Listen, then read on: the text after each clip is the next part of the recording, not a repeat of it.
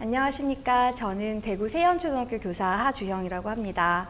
이번 시간에는 놀이와 체험으로 초록지구 만들기에 대한 이야기를 해볼 텐데요.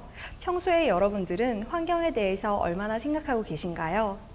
이번 강의를 통해서 환경에 대해 좀 더 생각해보는 시간이 되셨으면 좋겠습니다. 자, 지금 지구는 이대로 괜찮을까요? 지난 여름 역대급 폭염에 수온이 급상승하고 산란을 위해서 강으로 돌아온 연어들이 뜨거워진 수온에 화상을 입고 비늘이 벗겨진 채 죽음을 맞이했다는 기사가 있었습니다. 이 외에도 기후변화로 인해서 산불이 자주 난다던가 아니면 전염병이 도는 등 전례 없던 이상기후로 인한 그 문제점들이 많이 나타나고 있는데요.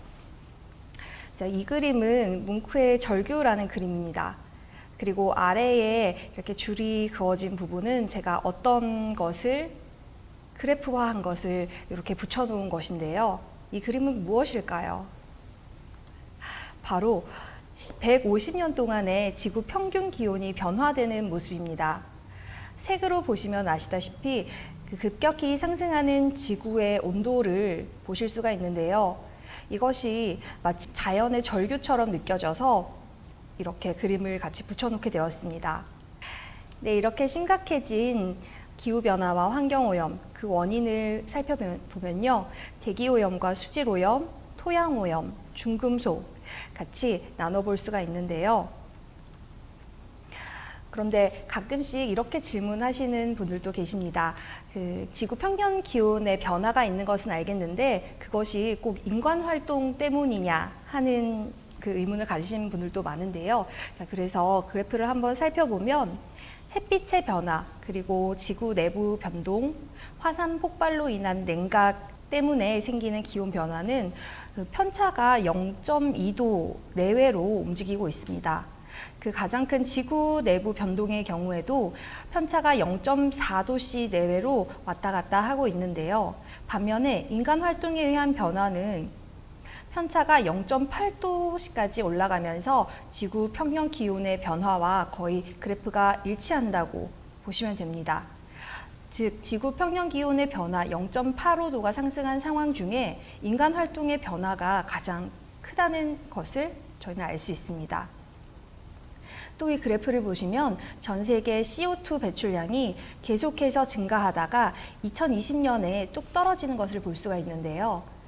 네, 잘 추측하셨다시피 2020년에 코로나 팬데믹으로 인해서 그 공장이나 산업시설이 멈추면서 전 세계 CO2 배출량이 처음으로 17%나 감소하게 되었습니다.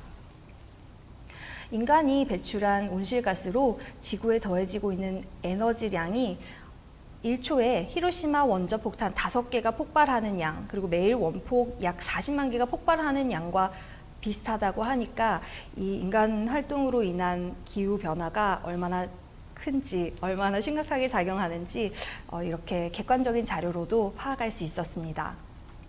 자, 그렇다면 환경 문제 해결을 위해서 제일 효과적인 방법이 무엇일까라고 물었을 때 압도적인 1위가 환경 정보 및 환경 교육이 확산되어야 한다는 것이었습니다. 무엇보다도 여러 사람들의 그리고 자라나는 학생들의 인식이 변화되어야 된다는 뜻이겠죠. 그래서 우리나라에서는 환경 교육을 강화하기 위한 여러 가지 노력을 하고 있습니다. 우선 경상남도 교육청부터 살펴보면 경상남도 교육청은 우포늪을 비롯해서 자연 생태 교육이 가장 활발하게 이루어지는 곳입니다. 그리고 우포늪과 제비를 중심으로 한 자연 생태 교육이 아주 적극적으로 이루어지고 있고요. 또 애플 다이어트라고 해서 에너지와 플라스틱을 줄이기 위한 운동을 하고 있습니다. 또 통영 같은 경우에는 지속가능 발전 교육 특구로 지정되어서 수업을 아주 활발히 하고 있고요. 또 100명의 환경 생태 교육 실천 교사단이 비상선언을 하기도 했습니다. 부산교육청 같은 경우도 환경교육 도시를 선언하고 폐교를 기후변화센터로 만들어서 이곳에 기후변화와 관련된 시설이나 전시물들 같은 것을 전시해 놓고 학생들이 많이 현장 학습을 가기도 합니다. 또 지역 특화 환경 교과서를 만들어서 부산의 자연 환경 이야기, 또 환경을 보존하고 또 지속 가능 발전을 하기 위한 내용들을 실어두었습니다. 서울교육청 같은 경우에도 생태 문명을 향한 전환 교육을 시작하였는데요. 2020년 6월 18일 생태 전환 교육 중장기 계획을 발표한 이래에 전담 장학사와 전임관을 배치하고 예산을 약 10배나 증가해서 환경 교육에 온 힘을 쏟고 있습니다. 또 혁신교육 및 미래교육과 연계하여 추진하고 있고요. 탄소 배출 제로 학교, 채식 선택제 등 굉장히 적극적으로 노력을 하고 있습니다. 울산교육청 같은 경우에도 아까 말씀드린 것처럼 폐교를 기후환경 및 ESG 거점으로 조성을 하고요. 채식급식을 활성화하였습니다. 반면에 저희 대구 같은 경우에는 조금 다른 지자체들보다는 좀 더 노력해야 될 부분이 많은데요. 어떤 부분을 더 노력해야 될지, 그리고 우리 대구에서는 실천을 아직 하고 있지 않은데 다른 지자체에서는 어떤 노력을 하고 있는지 살펴보고 우리 지역에서도 좀 실천을 할 수 있도록 여러분들도 적극적인 노력을 함께 했으면 좋겠습니다. 또 국내외 더 많은 정보를 살펴보고 싶으시면 유네스코 한국위원회 홈페이지와 환경교육 포털 사이트를 참고하시면 환경교육과 또 환경에 대해서 많은 정보를 얻으실 수 있습니다. 놀이와 체험을 통해서 재미있게 환경에 대해서 알 수 있는 방법들이 많은데요. 환경교육 포털 사이트에서 다양한 보드게임이나 교구를 대여하고 있으므로 이곳에서 많은 정보와 자료를 얻으실 수 있을 것 같습니다. 그런데 이렇게 기후변화에 대한 교육을 하거나 교육을 받을 때 유의점은 이것이 굉장히 심각하다는 것만 부각하게 되면 오히려 불안감이나 공포심이 생겨서 너무 무기력감으로 빠질 우려가 있으므로 좀 행위 주체자로서 그러니까 내가 중심이 돼서 적극적으로 해결할 수 있다는 이런 희망적인 메시지가 보여야 더 기후변화에 적극적으로 참여할 수 있다고 합니다.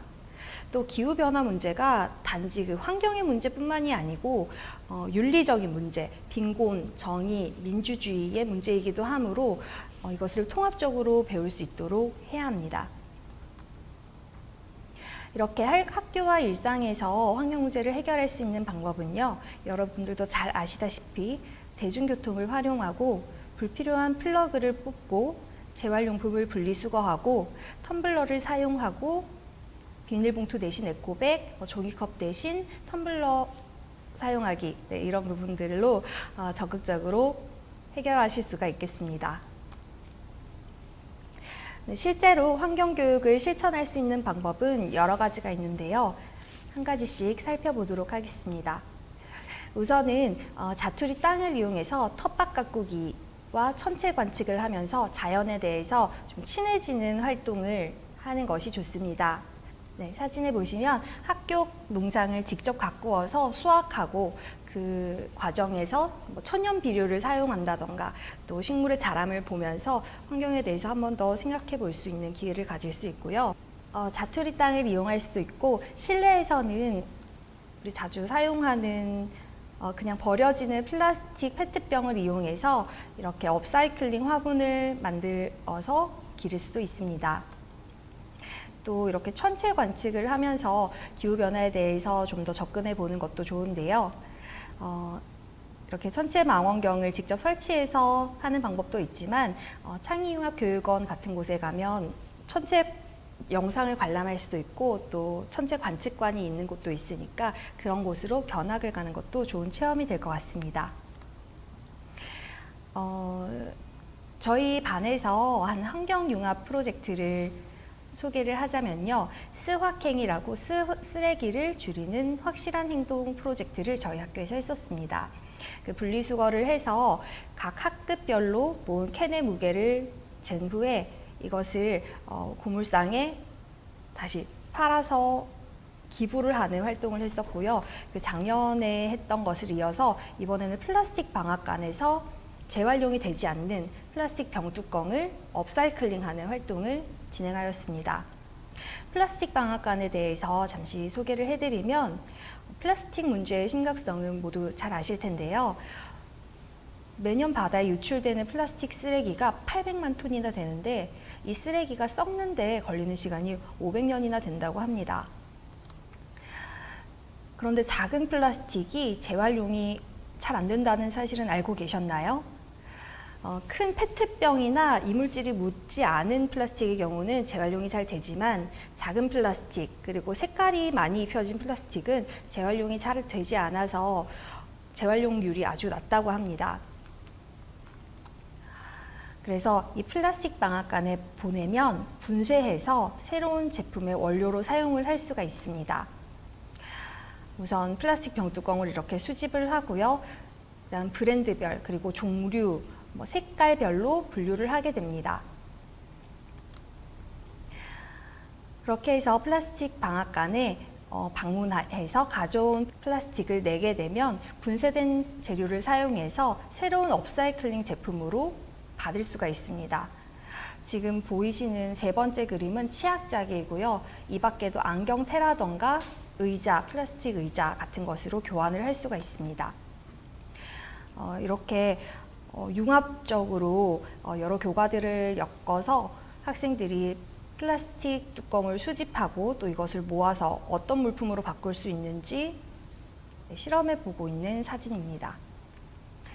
또 이렇게 습지를 방문해서 습지를 지키기 위해서 해야 될 일을 달성군 의회에 가서 제안을 하기도 하고 다양한 방법들을 실천하고 있습니다.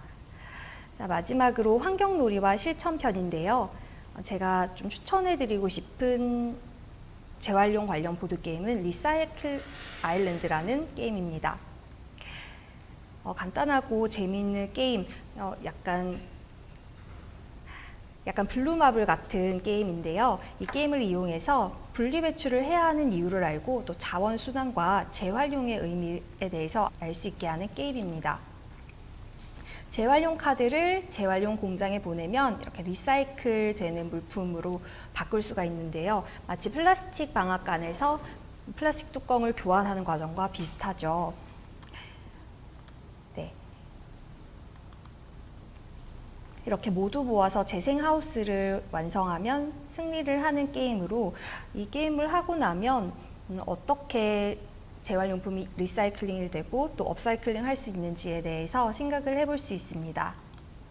네, 그 밖에도 아이스 앤 더 스카이라던가 모여라 밤섬, 플라스틱 플래닛 같은 게임들이 있으니 여러분들이 보드게임을 통해서 환경에 대해 좀 더 친숙해지고 환경을 보호하고자 하는 마음을 길렀으면 좋겠습니다. 네, 이 밖에도 할 수 있는 체험으로 제로 웨이스트 활동이 있는데요. 샴바바 만들기는 샴푸랑 바디바가 있는 비누라고 생각을 하시면 됩니다. 이것을 사용하면 플라스틱 용기를 사용하지 않아서 쓰레기 배출이 없게 되겠죠. 그리고 양말을 만들 때 필수적으로 나오는 쓰레기인 양말목을 가지고 이렇게 공예 활동을 할 수도 있습니다. 또 버섯처럼 쉽게 기를 수 있는 작물을 재배해서 먹음으로써 포장에 사용되는 플라스틱 용기를 줄일 수도 있겠습니다. 네, 이상으로 놀이와 체험으로 알아보는 환경에 대해 이야기해 보았습니다. 네, 들어주셔서 감사합니다.